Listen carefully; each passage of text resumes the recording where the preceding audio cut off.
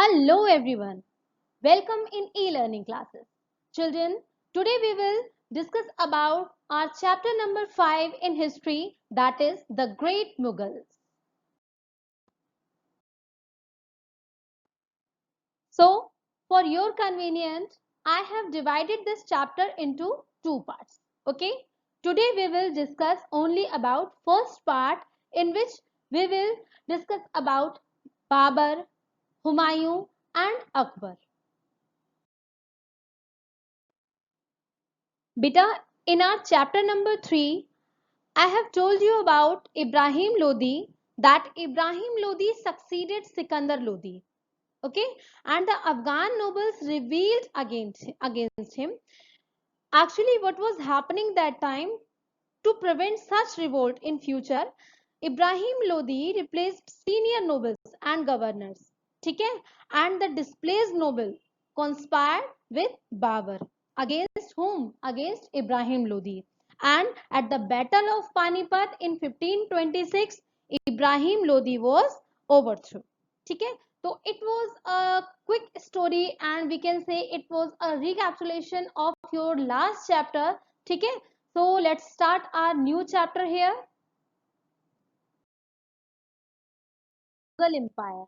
Children, Mughal Empire is divided into two parts. ठीक है?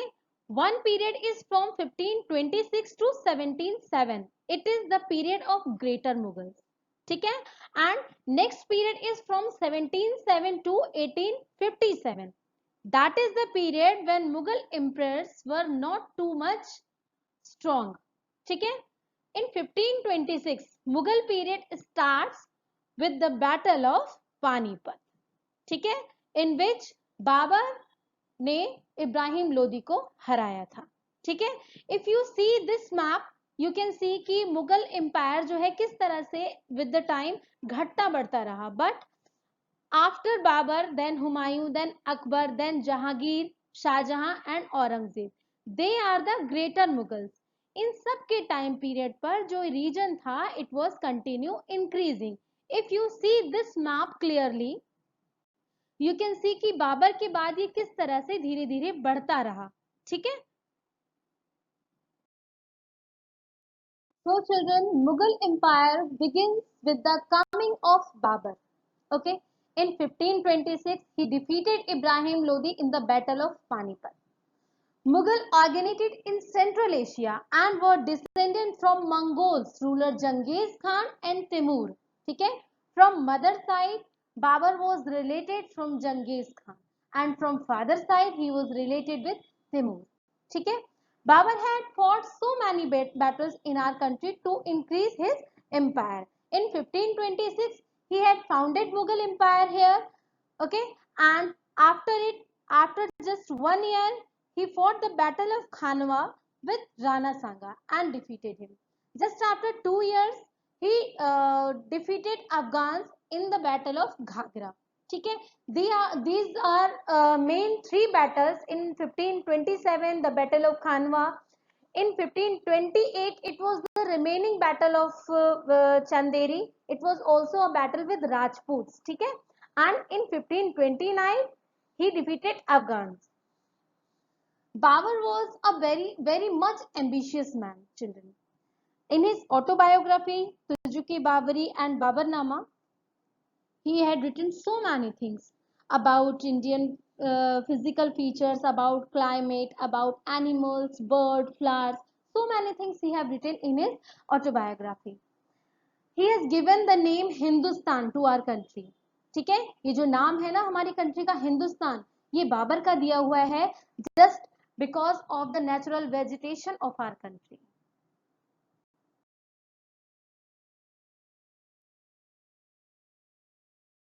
Emperor of Mughal Empire is Humayun. Children, the word Humayun means fortunate, यानी भाग्यशाली.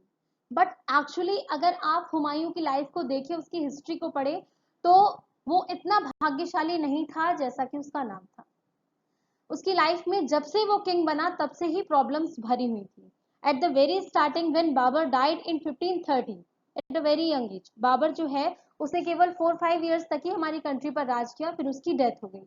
Then in 1530 Humayun was only 22 years old when he became the king, and at the very starting time when he was becoming the king, उसको उस kingship के लिए भी पहले अपने brothers के साथ फाइट करना पड़ा. Those brothers were Kamran, Hindal and Askari. ठीक है, तो एक छोटी सी फाइट के बाद उसको सल्तनत मिली. व्हेन ही बिकेम किंग, तब भी उसको बहुत सारे रिवॉल्ट्स को दबाना पड़ा. उसके आसपास बहुत सारे राजपूत और रिवॉल्ट्स वगैरह चल रहे थे जिसको उन्हें दबाना पड़ा. ठीक है, first the kingdom was still without a proper system of administration. Babur की अचानक डेथ हो जाने की वजह से किंगडम में एक अच्छा एडमिनिस्ट्रेशन नहीं था, जिसकी वजह से हुमायूं को प्रॉब्लम्स फेस करनी पड़ी. And secondly, Humayun's brother was dissatisfied with the territories that they had been given. अपने ब्रदर्स की आवाज को दबाने के लिए हुमायूं ने क्या किया था, अपने भाई को छोटी छोटी जागीरें यानी छोटी छोटी टेरिटरीज दे दी थी. But his brothers were not satisfied and continue they were revolt doing revolt against Humayun, जिसकी वजह से हुमायूं को बहुत सारी प्रॉब्लम्स को फेस करना पड़ा था. Next one more problem was before him, that the kingdom was under threat from all side. The Rajput and Bahadur Shah and the ruler of Gujarat and Afghans were preparing to fight Humayun. ठीक है, तो ये सारे problems जो थी हुमायूं को घेरे हुए थी. तो हुमायूं की जो लाइफ थी वो एक प्रॉब्लम से घिरी हुई थी. और इसी बीच में क्या होता है, इन 1532 Humayun and Sher Shah meet on the battlefield for the first time and Humayun won and captured the fort of Chunar. In 1534 Humayun defeated Bahadur Shah and captured Gujarat and Malwa. ये कुछ अचीवमेंट्स थे हुमायूं के.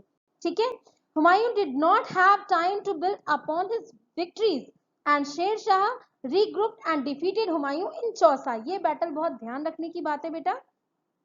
इन 1539 and in 1540 at the battle of Chausa and Kannauj, Sher Shah Suri ने हुमायूं को हरा दिया था. एंड 1540 में क्या हुआ था, हुमायूं के हाथ से सल्तनत चली गई थी. और इस टाइम पीरियड में 14-15 ईयर्स के लिए हमारी कंट्री पे सूर डायनेस्टी चली थी, जिसके बारे में मैं अभी आपको बताऊंगी. But what happened then in 1555 में क्या हुआ, in 1555 again Humayun return to India and Sher Shah, उस समय शेर शाह की डेथ हो चुकी थी एंड उसने क्या किया, सूर एम्पायर को फिर से रिकैप्चर कर लिया. ठीक है, आफ्टर रिकैप्चरिंग सूर एम्पायर, हुमायूं बहुत लंबे टाइम तक राज नहीं कर पाया. When he was just coming down from the stairs of his library, तभी अचानक एक छोटा सा एक्सीडेंट होता है जिसमें वो स्टेयर से गिर जाता है और जिसकी वजह से हुमायूं की सडनली एक्सीडेंटल डेथ हो जाती है. ठीक है, देन इन 1556 जो नेक्स्ट किंग बनता है that was the Akbar. But before the discussion of Akbar, हम डिस्कस करेंगे छोटे से टाइम पीरियड जो बीच में चला था, दैट वाज द सूर एम्पायर. ठीक है, so we will discuss now about Sur Empire. It was a time period of only 15 years in our country, in which 5 years were with Sher Shah Suri. Children, Sher Shah Suri has defeated Humayun at the Battle of Chausa and Kannauj in 1539 and 40. And in 1540, he totally occupied the region of Humayun. ठीक है, Sher Shah's name was Farid Khan and actually he was from Sasaram, Bihar. Sher Shah Suri was benevolent ruler and was one of the greatest administrator of medieval India. Why he is known as the great administrator? Actually in his time period उसने अपनी army को और army के साथ साथ अपने administration को भी बहुत ज़्यादा स्ट्रॉन्ग कर लिया था. He introduced many reforms and on that basis Akbar built a superstructure of Mughal administration. अगर अकबर ने हुमायूं के बेस पर बनाया होता तो शायद उसका एडमिनिस्ट्रेशन इतना ज़्यादा स्ट्रॉन्ग नहीं होता. बट क्योंकि अकबर से पहले एक लंबे टाइम पीरियड तक यानी 15 ईयर्स तक सूर एम्पायर चलता रहा जिसका एडमिनिस्ट्रेशन बहुत ज़्यादा स्ट्रॉन्ग था. दैट इज वाई उसके बेस पर ही अकबर का भी एडमिनिस्ट्रेशन जो है वो बहुत ज़्यादा स्ट्रॉन्ग रहा. Why Sur Empire was strong? Listen, actually Sher Shah was the son of Afghan Jagirdar in Sasaram, Bihar. और वहाँ का पूरा एरिया उन लोगों ने ऑक्युपाई कर रखा था, बहुत ज़्यादा स्ट्रॉन्ग थे. And he defeated Humayun and occupied Delhi in 1539 and 40. Sher Shah was a good general, ठीक है, उसने अपने टाइम पीरियड में सिविल और आर्मी को बहुत ज्यादा और खासकर लैंड को, लैंड रिवेन्यू को, एडमिनिस्ट्रेशन को बहुत ज्यादा स्ट्रॉन्ग कर दिया था। शेरशाह वॉज द पर्सन जिसने हमारी कंट्री में न्यू सिल्वर करेंसी को इंट्रोड्यूस करवाया, दैट वाज द रुपया। जो टर्म हम आज तक अपनी करेंसी के लिए यूज करते हैं, दैट इज रुपया। तो ये रुपया करेंसी जो है, it has been started by Sher Shah Suri. He was a good general and even better administration. He introduced currency also, and all these measures encouraged trade. Many of Sher Shah reforms were continued by Akbar also. Sher Shah was a secular ruler and he followed a policy of religious tolerance. He respected all religions and looked after the welfare of all subjects. Children, after the death of Sher Shah Suri, their successors were not as much strong as Sher Shah Suri. So he could not build upon the work of Sher Shah. जो उसके successors थे वो शेर शाह के बराबर इतने ज़्यादा strong नहीं थे. That is why Humayun defeated them in 1555 and again occupied Delhi and ended the rule of Sur Empire.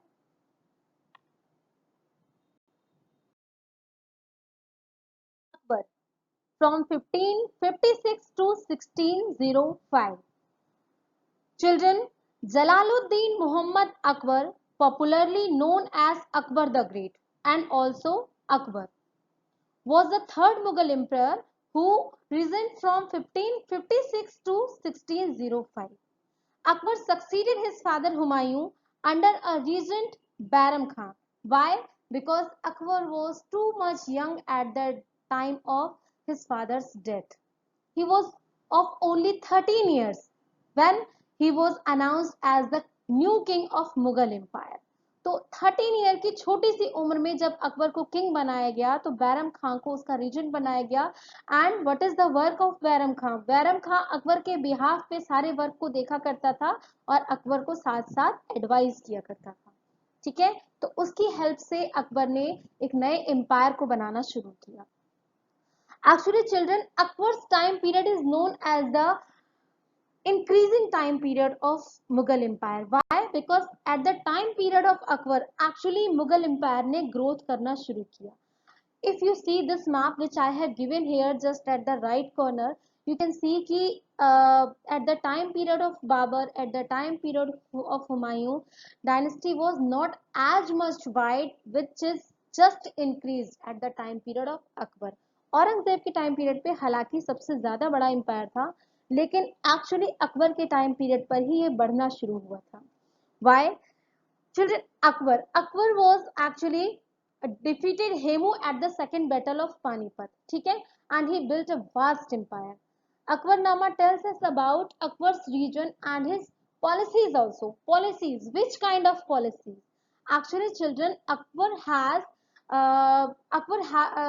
Akbar ने जो है बहुत सारी ऐसी पॉलिसीज हमारी कंट्री में उस टाइम चलाई थी अपने राज में, जिसकी वजह से उसका एम्पायर बहुत ज्यादा बढ़ चुका था. ठीक है, what were the main policies of Akbar? Those were Rajput policy, religious policies, and some other policies which we will discuss now. What were the Rajput policies of Akbar? Actually, Akbar defeated the Rajput but did not humiliate them. क्या होता था पहले कि अगर कोई राजपूत को या किसी को डिफीट करता था तो उनको ह्यूमिलिएट भी करता था. But actually Akbar was not doing so. He was not doing and he was not humiliating them. He treated them very honorably. ठीक है, and he allowed most Rajput kings to continue ruling over their territories. But rule and regulations means जो जितने भी rules and regulations होते थे वो अकबर के चलते थे, लेकिन वो उनको उनका राज्य वापस कर देता था और रूल्स और रेगुलेशंस जो है वो अपने अप्लाई करवा देता था. तो इससे क्या होता था, राजपूत जो है वो अकबर को खुद मानने लग जाते थे. Secondly, Akbar married into Rajput families. He himself married a Rajput princess called Jodhabai and his sons also took Rajput princess as their wives. तो उसने क्या किया था, राजपूत में अपने रिलेशंस बनाने शुरू कर दिए थे. तो राजपूत से जो उसको थ्रेट होने वाला था वो खत्म हो गया था, बल्कि Rajput were just like a friend for them. ठीक है, Akbar gave high post to Rajput like Raja Man Singh and राजा टोडरमल. तो ये ऐसे कुछ हाई पोस्ट थे जो उसने अकबर को जो अकबर ने राजपूत को दिए थे, ठीक है। तो it was the Rajput policies of Akbar. तो जब वो राजपूत के लिए इतना लीनियंट हो रहा था तो Rajput were also helping Akbar, ठीक है। What were the religious policies of Akbar? Actually Akbar abolished the pilgrimage tax in 1562, that was jizya। बेटा पहले समझो जजिया क्या होता है। Jizya is a name of a tax. ये टैक्स जो होता है, ये टैक्स तब दिया जाता था जब कोई तीर्थ यात्रा पिलग्रिम पे यानी तीर्थ यात्रा पे जब कोई जाता था तो उसको ये टैक्स देना पड़ता था। And specially this tax was for Hindus. जब भी कोई हिंदू अगर किसी तीर्थ यात्रा पे जाता था तो दैट पर्सन हैड टू पे अ टैक्स, दैट इज जजिया, ठीक है। तो अकबर हैज अबॉलिश्ड, उसने इस टैक्स को बंद कर दिया। तो इससे क्या हुआ, लोगों के पास उस समय धर्म को मानना, धर्म को बहुत ज्यादा लोग मानते थे, उनके पास इतने सारे modes of information and modes of entertainment नहीं थे, तो लोग अपने धर्म से बहुत ज्यादा जुड़े हुए होते थे। तो इन दैट टाइम पीरियड जो हिंदूज थे उन्होंने अकबर को बहुत ज्यादा मानना शुरू कर दिया, बिकॉज अकबर ने एक ऐसा कदम उठाया था that was related with their religion. Secondly Akbar abolished the practice of forcibly converting prisoners of war to Islam। ये भी पहले क्या होता था, जो लोग प्रिजन में होते थे, कैद में होते थे, उनको जबरदस्ती इस्लाम कबूल करवाया जाता था, मुस्लिम बनाया जाता था। तो अकबर ने ये कन्वर्ट करने का सिस्टम जो है that is also abolished by Akbar, ठीक है। Akbar allowed and sometimes even encouraged the Hindus to build temples। ये बहुत खास चीज थी अकबर के टाइम पीरियड में, जिसकी वजह से एक हिंदू किंगडम में आने के बाद वो हिंदुओं का भी फेवरेट बन चुका था। And he also gave grants to many temples. Akbar participated in Hindu festivals such as Holi, Diwali, Rakshabandhan. इन सब चीजों में कई स्टोरीज आपको, शॉर्ट स्टोरीज अकबर की पढ़ने को भी मिलेंगी, जिसमें ये पता चलता है कि Akbar was also participating in Hindu festival. कुछ रक्षाबंधन से रिलेटेड अकबर की स्टोरीज है, अगर आपकी क्लास चल रही होती तो मैं आपको वाइडली बताती भी। Akbar got the Holi book of Hindus translated into Persian. Akbar पढ़ा लिखा नहीं था, ये बात आपको पता होनी चाहिए। ही वॉज नॉट लिटरेट, लेकिन उसने बहुत सारे लिटरेट लोगों को अपने दरबार में रखा हुआ था, और उसने हिंदुओं की जो होली बुक होती थी उसको, जो हमारी भगवत गीता होती थी, उसको ट्रांसलेट करवाया पर्शियन में, ताकि लोग उसको पढ़ सकें, ठीक है। इबादत खाना, इबादत खाना क्या है? Akbar was interested in learning about different religion. पढ़ा लिखा ना होने के बावजूद भी उसको अलग अलग रिलीजन में जो अच्छी अच्छी बातें होती थी उसको सीखने का बहुत ज्यादा शौक था। तो उसने क्या किया था, एक इबादत खाना बनाया था जिसको बोला जाता है hall of worship. But actually it was not using for worship only. यहाँ पर सारे डिस्कशन किए जाते थे, रिलीजन से रिलेटेड जितने भी डिस्कशन होते थे, these all were held only in इबादत खाना, ठीक है। Important step by Akbar, that is the Deen-e-Ilahi। Children, actually Akbar had started a new religion, that is Deen-e-Ilahi और Tawheed-e-Ilahi, ठीक है। When Akbar was seeing कि हिंदूज के religion में बहुत सारे कस्टम्स एंड रिचुअल्स हैं और मुस्लिम्स के रिलीजन में भी बहुत सारे नमाज से रिलेटेड कस्टम्स एंड रिचुअल्स हैं, तो उसने एक नया धर्म शुरू किया, दैट इज दीन ए इलाही, जिसमें बहुत सारी बाउंडेशंस नहीं थी, बहुत सारे रूल्स एंड रेगुलेशंस नहीं थे। It was a system of religion belief, ठीक है, जिसमें बताया गया था वननेस ऑफ गॉड, कि गॉड का कोई भी रूप नहीं है, ही इज ओनली वन, जिसको आप केवल मान सकते हो। तो ये दीन इलाही उस टाइम बहुत से लोगों ने एक्सेप्ट किया था। Actually he was feeling that if the common ideas of all religion, जैसा मैंने अभी आपको बताया कि इबादत खाने में अलग अलग धर्मों के बारे में अकबर पढ़ा करता था, तो इसने सारे धर्म की अच्छी अच्छी बातों को मिलाकर एक नया धर्म बनाया, दैट इज दीन इलाही। कि if all the good things of all religions should be combined to form a new creed, so the people of his empire would benefit from it. Therefore, he suggested a religious path called Deen-e-Ilahi or divine monastery or religion of one God. He also declared himself as a spiritual guide of his subject.